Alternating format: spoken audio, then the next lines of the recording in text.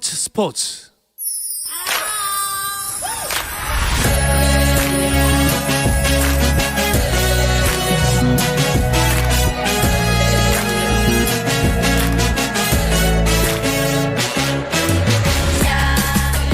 목요일에는 해외 축구 이야기와 함께하고 있죠. 라디오의 발롱도르를 꿈꾸는 랄롱도르 시작하겠습니다. 오늘은 서호정 축구 전문 기자가 나오셨습니다. 그리고 목요일에는 언제나 전화로 영국을 연결했었죠. 하지만 오늘은 영국까지 연결을 안 해도 됩니다. 영국에 계신 이건 기자가 오늘 제 옆에 와 계십니다. 이게 꿈입니까 생시입니까? 반갑습니다. 네, 안녕하세요. 이건입니다. 반갑습니다. 네, 서호정 기자 반갑습니다. 반갑습니다. 네, 야 이게 진짜 꿈은 아니에요. 네, 아니 영국에 계셔야 할 분이 왜 여기 와 계시죠? 일단 다음 주부터 A매치 기간이 시작이 되기 때문에 맞습니다. 이제 그때는 영국에서도 경기가 없고요. 그리고 이제 저도 뭐 여러 가지 좀 일들이 있고 또 휴가차 유로 2020 때문에 휴가를 못 쓰고 또 올림픽 때문에 휴가를 못 쓰고 이랬다 보니까 네. 또 남은 휴가를 소진하기 위해서라도 휴가하면 또 한국이 또 짱 아니겠습니까? 네. 그래서 한국으로 그저께 날아와서 자가격리 면제까지 받았습니다. 정말 한국 오랜만에 왔나 보다. 짱이라는 표현. 네. 요즘 그런 표현을 안 쓰나요? 요즘 짱 요즘 잘 안 쓰는데. 네. 어쨌든 보통 뭐 휴가 지역 하면은 글쎄요. 한국에 계신 분들은 보통 유럽으로 많이 가시는데 네. 영국이나 프랑스나 남프랑스, 이탈리아, 스페인 그렇죠. 많은데 한국이 짱이라서 오셨군요. 그렇습니다. 한국에서 맛있는 것도 많이 먹고 좀 네. 휴식을 취하기 위해서 잠시 들렸습니다. 언제 오셨어요? 화요일 날에 도착을 했고요. 네. 그리고 이제 제가 백신을 2번 맞았기 때문에 네. 자가격리 면제서를 받고 그리고 이제 그 다음 날 수요일 날 PCR 검사를 받고 오늘 아침까지는 자택 대기를 해야 되더라고요. 음성 판정이 나올 때까지는. 그래서 아침에 음성 판정을 받고 이제는 이제 자가격리가 이제 안 하셔도 된다라는 말을 듣고 이제 오늘부터 열심히 오늘부터겠네요. 많이 그러면 이렇게 나다니고 있습니다. 네. 그럼 뭐 맛있는 것도 못 드시지 않았어요? 한국이 이 배달이 참 좋은 나라더라고요. 그래서 예. 자택 대기를 하면서 네. 배달을 좀 배달. 시켜가지고 네. 우리가 어떤 민족입니까? 예. 그렇죠. 예, 그건 특정 네. 업체라 말을 못 하겠네요. 참 배달의 민족을 왜 말을 못 하지? 네. 일단 뭐 자가격리가 이제 면제가 됐으니까 백신 2번 맞으셨으니까 이제 부담이 없으셨으니까 잘 오셨습니다. 그래서 저희가 또 휴가 기간 쉬시는데 불러서 죄송합니다. 아닙니다. 제일 오고 싶었습니다. 여기 와가지고 스포츠 그렇습니까? 청취자들 많이 인사드리고 싶었습니다. 예, 그러면 30분이 굉장히 짧습니다. 달려보도록 하겠습니다. 서호종 기자도 이건 기자는 오랜만에 만난 겁니까? 네, 작년에 한국에 안 들어왔었으니까 저희 2년 만에 지금 작년에 들어왔었어요. 우리 만났었어요. 왜 연락 안 했었죠? 만났었어요. 만났었어요. 네. 죄송합니다. 예. 제가 좀 일찍 도착해가지고 커피 한잔 하려고 요 KBS 앞에 또 유명한 커피숍이 있지 않습니까? 갔는데 갑자기 메시지가 오는 거예요. 네. 이 뒤를 봐 이랬는데 없어요. 예. 누구지? 이랬는데 손을 들더라고요. 근데 사람이 반쪽이 돼가지고 지금 있는 거예요. 저는 얼굴 처음 뵀거든요. 네. 그전에는 약간 조금 몸집이 좀 있으셨나요? 오늘 이제 PD님, 작가님들 전부 다 오셔가지고 다들 놀라시는 거예요. 지금 한 15kg 빼셨다고. 감량을 네, 2달 정도. 하신 거예요? 네, 감량을 했습니다. 운동으로? 살기 위해서 운동으로 감량을 했습니다. 야, 너무 좋아 보입니다. 저도 좀 살아야 될 텐데. 서호종 기자는 뭐 워낙 열심히 그렇습니다. 하시면 풍채 됩니다. 좀 빼겠습니다. 손흥민 선수의 울버햄튼 전까지는 취재를 하고 귀국을 하신 건가요? 네네. 그러니까 영국 시간으로 일요일에 그 울버햄튼의 홈구장인 몰리뉴에서 울버햄튼과 토트넘의 경기가 열렸죠. 손흥민 선수가 이제 원톱으로 선발 출전을 했고요. 뭐 후반전도 그렇고 전반전에도 1대1 찬스라든지 후반전에 몇 차례 슈팅을 때리면서 좋은 기회를 잡았는데 네. 아쉽게도 골이라든지 어시스트는 기록을 하지 못했습니다. 그래도 스프린트라든지 이런 모습을 보여주면서 상당히 좋은 인상을 남겼고 72분에 교체돼서 나왔는데 이제 교체될 때도 그렇고 교체되기 전에 이 왼쪽 허벅지 그 뒷근육에 계속 테이핑을 하고 있었거든요. 그래서 이게 네. 지난번에도 손흥민 선수가 왼쪽 그 햄스트링 다친 적이 있어가지고 약간은 좀 그러니까 걱정이 많았었는데 경기 후에 누누 산투 감독도 경기하기 전부터 조금은 그러니까 이상보다도 약간의 얘기가 있었다. 근데 경기 뛰는 데는 크게 지장은 없었는데 어쨌든 그렇게 됐다라고 이야기를 했고 경기 아예 끝나고 경기장 밖에서 구단버스 타고 올라갈 때도 뭔가 좀 절뚝이는 모습을 보이면서 좀 걱정이 많이 컸었거든요.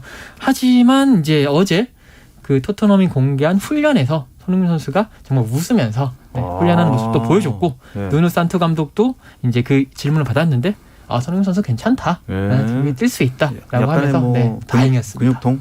네, 약간의 뭐 그런 근육통에는 약간의 좀 그런 게 있었던 예. 것 같아요. 알백인 정도? 이게 왜냐하면 손흥민 선수가 이건 기자가 얘기했지만 스프린트를 많이 하는 유형의 공격수기 때문에요. 네. 이런 선수들이 주로 이제 허벅지 쪽에는 항상 자잘한 부상을 안고 다니고 있고 그게 근육 이완이 조금 강하게 올 경우에 이제 큰 부상으로 조금씩 이어지는 경우들이 있습니다. 그래서 손흥민 선수도 늘 부상 위험이 조금 시달리는데 그래도 다행히 이 부분이 뭐 크지 않아서 다행이고 그 23일 오전에 벤투 감독이 9월부터 시작되는 월드컵 최종 예선 명단을 발표할 때 일단 손흥민 선수를 이름에 넣었어요. 넣었죠. 26명 명단에 넣었는데 일단 벤투 감독도 일단 손흥민 선수 개인과 연락했을 때는 큰 문제는 없다고 했고 그 이후에 이제 대한축구협회 팀닥터와 토트넘 팀닥터 간에 서로 커뮤니케이션을 하면서 체크를 한 결과 큰 문제가 없으면서 손흥민 선수도 일단 이번 주 일정까지 소화하고 나서 한국으로 들어와서 최종 예선 치를 것 같습니다. 네. 뭐 우리 마음 같아서는요. 귀국 전에 좀 무리하지 않고 이 최종 예선에 조금 집중해 주는 모습 이거 우리 마음이겠고 토트넘의 일정상은 뭐 그게 여의치는 않겠죠? 그러니까요. 9월 A매치 이제 이라크 그리고 이제 레바논과의 경기를 앞두고 네. 토트넘이 가지는 경기가 두 경기가 있습니다. 그러니까 우리 시간으로 27일 새벽 이제 오늘 밤 넘어가서 그 새벽에 토트넘 홈구장에서 파수스 드 페헤이라 포르투갈 팀인데 이 팀과 UEFA 유로파 컨퍼런스 리그 플레이오프 2차전을 치르거든요. 예. 근데 이제 이게 1차전에서 토트넘이 이기고 왔으면 그냥 뭐 여유롭게 치를 건데 토트넘이 1.5군을 투입을 해서 0대1로 졌습니다. 그렇기 때문에 2차전에는 조금 힘을 실을 수밖에 없거든요. 그래서 손흥민 선수가 출전할 수 있는 가능성도 있을 것 같은데 일단 만약에 그 경기를 출전을 하고 예. 또 이제 영국 현지 시간으로 이제 일요일이죠. 한국 시간으로도 밤 한 10시 정도 되는데 이때 또 와포드와의 홈 경기까지 있습니다. 이 경기까지 치르고 와야 되기 때문에 네. 9월 A매치 전에 두 경기 그것도 3일 간격으로 두 경기 치르면 아무래도 체력적인 부담 또 장거리 비행을 해야 되기 때문에 그런 부담에서 조금은 손흥민 선수가 약간의 HP 그런 헬스 포인트를 좀 까고 들어오지 않을까 좀 걱정이 될 것 같습니다. 걱정이 좀 됩니다. 일단 원정 가서 졌으니 이제 2점 차로 이겨야지 그렇죠. 승점을 조별리그에 올라갈 수 있는데 사실 이게 이제 UEFA 유로파 컨퍼런스 리그 이게 길기도 길고 이게 없던 게 새로 생긴 거 아닙니까? 그렇죠. 이제 올 시즌부터 그런 대회가 생겼는데 사실 토트넘 입장에서는 이 유로파 컨퍼런스 리그 첫 대회인데 비중을 안 들 수도 있는데 그래도 플레이오프에서 떨어지는 거는 자존심상 좀 체면이 구겨지거든요. 그리고 조그만 돈이지만 어느 정도 돈이 들어오는 리그이기 때문에 최소한 조별리그는 가야 된다라는 것이 이제 팬들의 입장이기도 하고 그래서 1차전에 패배를 만회하기 위해서라도 많은 선수들을 투입할 것 같습니다. 이적설이 있던 해리케인 선수가 네. 오늘 이제 남는 걸 이제 공식 발표했거든요. 예. 해리케인 선수가 요 몇 경기 못 뛰거나 그리고 출전해서 얼마 못한 거를 다 좀 감당했으면 좋겠습니다. 예. 그리고 손흥민 선수 주말 경기만 좀 집중. 이기적인가요? 예. 예, 죄송합니다. 아닙니다. 우리나라 사람이면 충분히 그런 마음 다 갖고 있죠. 그럼요. 손흥민 선수 체력을 최대한 비축해서 우리 A매치에 또 잘할 수 있도록. 자, 이제 터키로 한번 날아가 볼까요? 네. 김민재 선수 데뷔전을 치렀습니까? 그렇습니다. 페네르바체로 이번 여름 이적 시장에 이적을 했죠. 조금 뭐 데뷔 입단 발표가 조금 늦어지긴 했는데 데뷔전을 빨리 치렀습니다. 팀 훈련 합류하고 일주일 만에 뭐 적응 시간이 조금은 필요하지 않을까라고 생각했는데 한국 시간으로 이제 23일 새벽에 열렸던 안탈리아 스포르와의 홈 경기에 이제 출전을 했습니다. 페네르바체가 이제 비토리아 페레이라 감독이 3-4-3 시스템을 주로 쓰는데 백스리의 가운데 중앙 수비, 그러니까 수비를 리드하는 역할을 김민재 선수한테 전격적으로 맡겼어요. 굉장한 수비 안정감 보여주고 또 전진 패스, 롱 패스 이런 부분 보여주고 세트 피스에서는 헤더 득점까지 노렸는데 상대 수비수를 막고 나왔거든요. 그런 대활약을 해주면서 팀의 2대0 승리를 이끌었고요. 김민재 선수가 지금 페네르바체 가서 새로운 별명 하나 얻었습니다. 별명이요? 국방부 장관이라고. 국방부 장관이요? 방어를 잘한다고. 네, 페네르바체가 이제 김민재 선수의 입단을 축하하면서 김민재 선수를 표현할 수 있는 간단한 한국어를 이제 터키 팬들한테 소개를 하는데 거기서 나온 것 중에서 가장 화제를 모은 게 국방부 장관이었어요. 근데 이날 데뷔전에서 역시 페네르바체 국방부 장관다운 대단한 수비력을 보여줬습니다. 사실 2대0이라는 건 실점을 안 했다는 거는 그만큼 수비가 좋았다는 거 아니겠어요? 그렇습니다. 아무래도 이 한국 선수들 특히 중앙 수비수들이 유럽에서 통하겠느냐라는 것에 항상 의문부가 있었습니다. 뭐 이제까지 예전에 심재현 선수라든지 홍정호 선수 말고는 뛴 선수가 없었는데 이 김민재 선수는 다르다. 특히 페네르바체에서는 확실히 주전을 차지했다는 점에서 뭔가 의미가 있는 것 같습니다. 또 다른 유럽파 선수들 시즌 출발 어떻습니까? 이재성 선수, 정호영 선수 이 두 명의 분데스리가 듀오들 상당히 좋습니다. 이재성 선수는요 주말에 보훔과의 원정 경기를 치렀는데 네. 선발 출전했고요. 물론 팀은 0대2로 패배를 했지만 이재성 선수 본인은 2경기 연속 선발 출전하면서 자리를 굳건히 지켰고 정호영 선수가 항상 상당히 좋아요.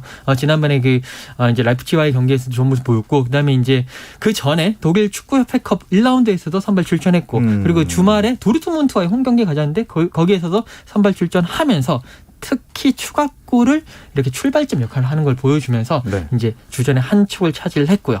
프랑스에서 뛰고 있는 황의조 선수는 앙제와의 홈 경기에 선발 출전했습니다만 공격 포인트는 조금 없고 1대1로 비기면서 조금은 팀적으로는 좀 아쉬움을 남겼습니다. 어떻게 황의조 선수는 계속 보르도에 머물게 될까요? 지금 황의조 선수가 보르도 입장에서는 황의조 선수를 팔아야 되거든요. 자신들의 그런 재정적인 것을 충당하기 위해서. 그런데 계속 나오는 얘기는 보르도가 황의조 선수의 이적료로 1,000만 유로 정도를 계속 이제 이렇게 얘기를 하고 있다라고 하는데 이제 그러니까 살려고 하는 측에서 이게 좀 깎아달라 이렇게 해서 계속 실랑이를 벌이고 있다고 그래요. 그러면서 계속 뭐 얘기는 나오고 있는데 아무래도 31일이 마감이니까 그 전까지는 뭔가 절충이 되어서 31일이요? 네, 한국 시간 1일이죠. 네, 그때까지 절충이 될 것 같습니다.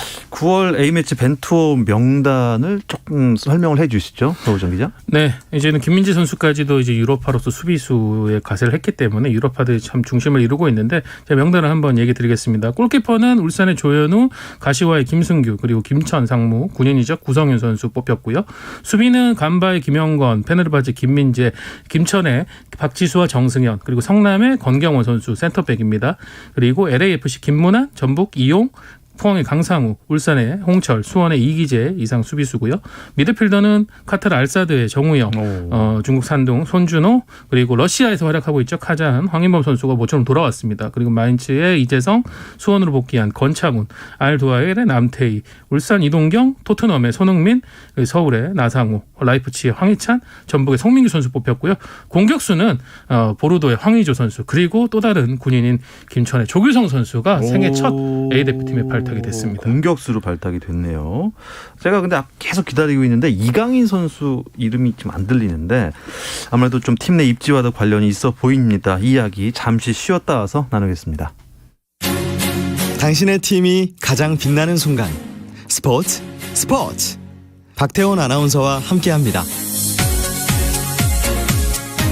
해외 축구 이야기를 나누는 라디오의 발롱도르, 랄롱도르 듣고 계시고요. 영국에서 잠깐 귀국해서 휴가 기간인데도 와주신 고마운 이건 축구 전문 기자 그리고 서호정 축구 전문 기자와 함께하고 있습니다.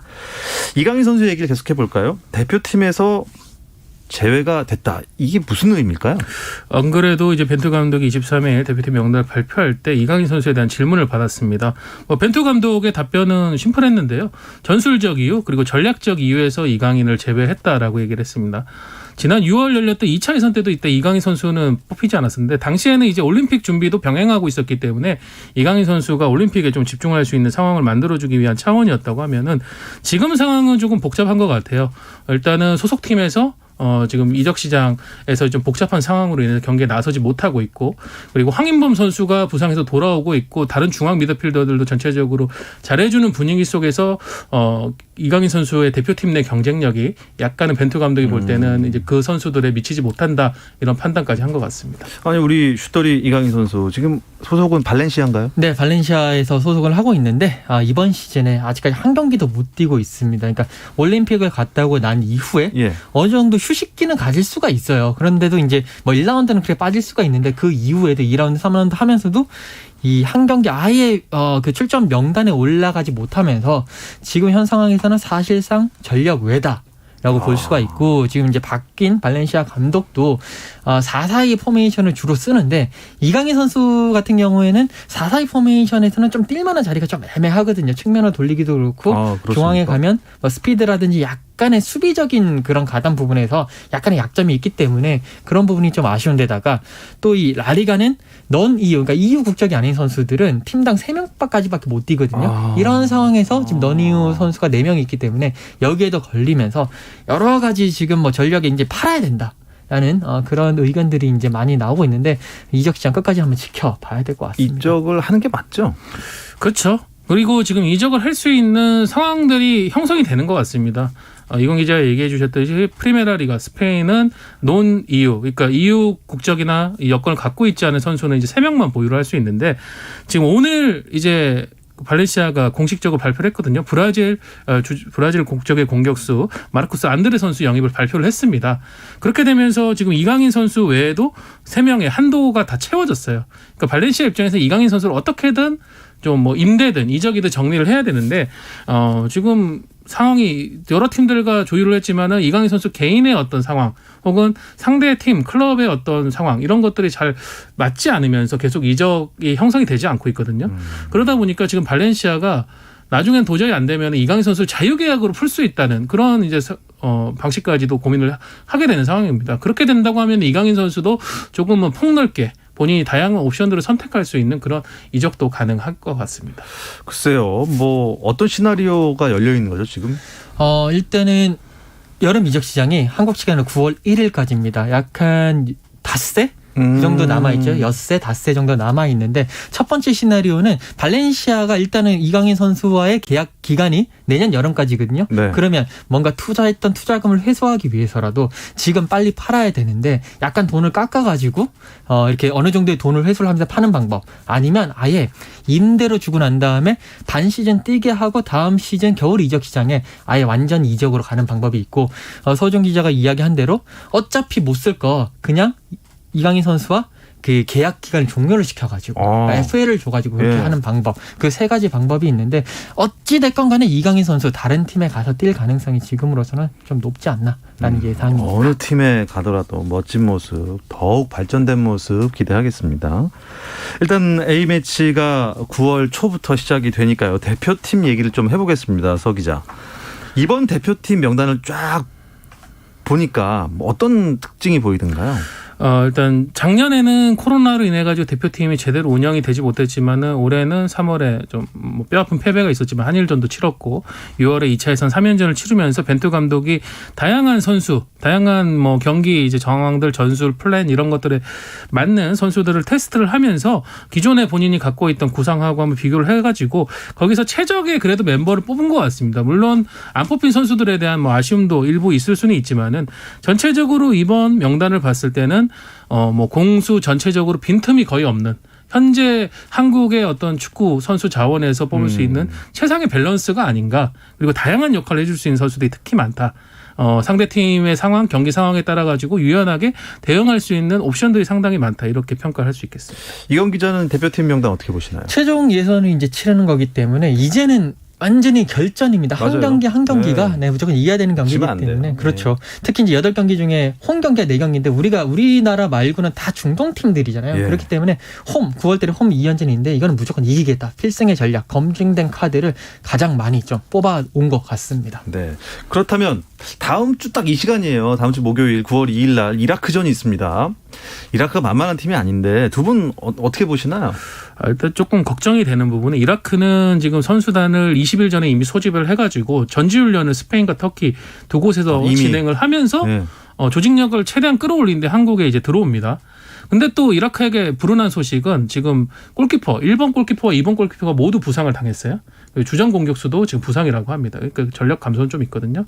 제가 볼 때는 우리가 그래도 6월에 좋은 연습을 했으니까 한 2골 차 이상의 승리 기대할 것 같습니다. 기대해도 좋을 것 같습니다. 이건 기자는요? 저 역시 같은 의견입니다. 아무래도 홈에서 열리는 경기고 그래도 이제 뭐 이라크가 또 아드보카트 감독이 와가지고 열심히 만들었다고는 하지만 그래도 전력상에 있어가지고 한 수 아래이기 때문에 한국이 2대0이나 3대1 정도 2점 차로. 네, 저도 그렇게 예상해 보도록 좋습니다.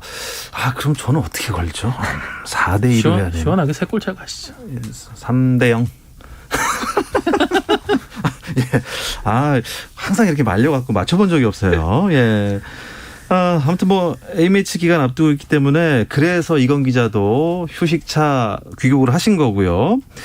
프리미어리그 일단 초반 판도는 어떻습니까? 일단 초반 판도가 팀당 2경기까지 딱 치르고 이번 주말에 3라운드를 치르거든요. 그렇기 때문에 뭐 2경기, 한 경기만 이겨도 확 올라가고 한 경기만 져도 확 내려가는 그런 상황인데 아직 뭐 어떤 판도라고 얘기하기는 조금 이른 시점이다. 다만 토트넘이 첫 경기 맨시티를 1대0으로 잡고 두 번째 경기 그 울버햄튼 원정에서도 경기 내용은 밀렸는데 그래도 1대0으로 잡았거든요. 그러니까요. 그러니까 2승을 거두면서 선두권에 올라가 있고 물론 골득실이 좀 밀려서 4위, 5위 정도 하고 있지만 그 부분이 다소 의외다. 특히 맨시티를 잡은 부분은 상당히 팀에 큰 영향을 줬다라고 볼 수가 있고 뭐 맨유 같은 경우는 첫 경기 대승을 했는데 그 다음 경기에서 비겼단 말이에요.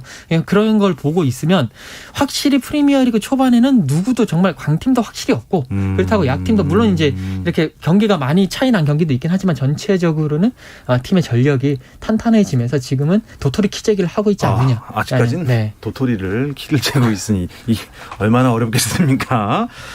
메시가 참 충격에 바르셀로나를 떠났습니다. 메시가 없는 라리가 상황은 어떻습니까? 네, 지금 2라운드를 마쳤는데요. 일단 레알 마드리드와 바르셀로나에 대한 관심들이 가장 크실 텐데 두 팀 모두 2라운드에서 무승부를 기록하면서 1승 1무, 레알 마드리드가 3위 그리고 바르셀로나 4위에 있고요. 디펜딩 챔피언이 아틀레티코 마드리드는 2승으로 순항을 하고 있고요. 세비야도 이전 전승의 4득점 무실점에 상당히 안정된 경기력으로 선두를 지키고 있습니다. 이강인 선수의 아직은 소속팀인 발렌시아는 1승 1무 지금 6위에 랭크돼 있습니다. 일단 프랑스 리그가 이제 핫해진 게 여기 뭐 메시도 있고 네이마르도 그렇죠. 있고 은바페도 있고 어떻게 메시는 데뷔전 언제 치릅니까? 지금 이제 그 프랑스 매체들이 항상 지금 가장 큰 관심사가 과연 메시 이번에 나오느냐. 이번 안 나오면 그 A매치 치르고 나오거든요. 이제 뭐 특히나 계속 이제 A매치 전까지는 홈 경기가 없었는데 프랑스 매체들은 30일에 랭스와의 원정 경기에서 리오넬 메시가 선발은 아니고 그냥 어느 정도 그 교체 출전하지 않겠느냐라고 이제 예상을 하고 있고 상대편 랭스 감독이 메시가 나온다면 그 어떠한 전술로도 막을 수 없다라고 경기도 하기 전에 이미 네 그런 얘기를 하면서 좀 체념한 듯한 모습도 보여주고 있습니다. 근데 이제 메시가 왔으니까요. 그 두 개의 태양은 있을 수 없으니 은바페 거취가 좀 궁금합니다. 그렇죠. 이제 PSG로 갈 때 많은 분들은 메시, 네이마르, 은바페 삼각편대가 말도 안 돼. 네, 이제 유럽을 정복할 것이다 이렇게 생각했는데 역시 메시 선수가 오니까는 은바페 선수 입장에서도 굳이 내가 여기에서 뭔가를 도전하는 것보단 더 새로운 도전 의지를 좀 가질 필요가 있지 않을까 싶으면서 이 은바페 선수는 사실은 2018 러시아 월드컵에서 세계 최고의 선수로 빠르게 등극한 뒤에 계속 레알 마드리드의 구애를 받아왔었거든요. 네. 결국 레알 마드리드가 최근에 구체적인 이적료를 PSG 쪽에 이제 제시를 했고 PSG는 사실은 이제 돈 때문에 선수를 파는 일은 거의 없는 구단이긴 한데 그렇죠. 워낙 돈이 많으니까. 이 은바페 선수의 의지가 메시도 왔으니 나도 이제 더 큰 무대로 가서 한번 도전을 해보겠다라는 의사를 보이면서 지금은 이제 선수의 의사를 존중할 수밖에 없는 그런 좋은 상황도 오는 것 같습니다. 그래서 지금 이적 시장 막판에 저희는 이제 뭐 황의조 선수의 이적이나 이강인 선수의 이적 쪽에 관심이 많이 모이지만은 유럽 축구계 전체를 봤을 땐 역시 은바페 선수의 레알 마드리드 행 여부가 남은 이적 시장의 최대 화두가 될 것 같습니다. 그래요. 자, 이건 기자는 어떻게 다시 한번 출연할 기회가 또 있으실까요? 네네 아마 있을 것 같습니다. 어떤 건 못 드리지만. 예, 알겠습니다. 아무튼 휴가 남은 네. 휴가 잘 즐기시고요. 다음에는 영국에서 또 연결하는 목소리 듣도록 하겠습니다. 이건 기자 고맙습니다. 네 감사합니다. 서호정 기자 고맙습니다. 네, 수고하셨습니다. 자, 내일은 스포츠가 준비한 도쿄올림픽 감동 소환 프로젝트 올림픽 초대석이 준비되어 있습니다. 근대오종의 정진아 선수를 만납니다. 많은 청취 부탁드립니다. 박태원의 스포츠.